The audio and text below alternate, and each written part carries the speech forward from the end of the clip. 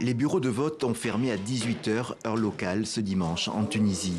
Des élections calmes et sans surprise, tant le président sortant était favori. L'enjeu était donc le taux de participation.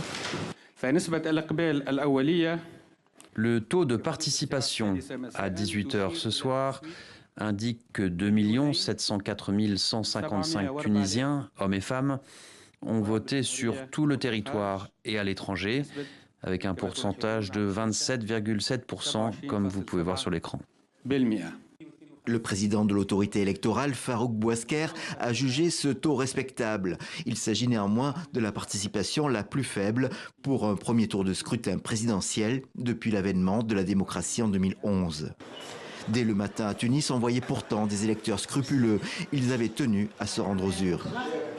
C'est un devoir. Il faut l'accomplir. Tout à l'heure, j'ai téléphoné à ma fille, je lui ai dit amenez vos enfants, parce qu'elle n'habite pas ici, dans une autre localité, pour apprendre à ses enfants le devoir et la citoyenneté du pays. Dans la journée, le président Kais Saied a voté avec son épouse dans son quartier d'En Nasr à Tunis.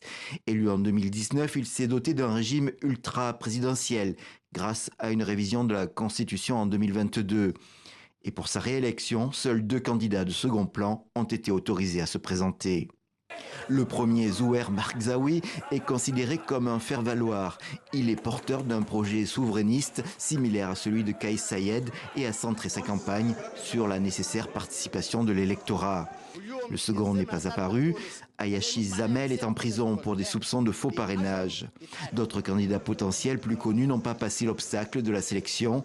Et par suite, les partis d'opposition se sont divisés entre ceux qui appelaient au boycott de scrutin et d'autres à voter pour le candidat détenu. Les ONG tunisiennes et étrangères dénoncent le tournant autoritaire de Kais Saied depuis 2021, mais celui-ci jouit encore d'un soutien important, en particulier dans les classes populaires.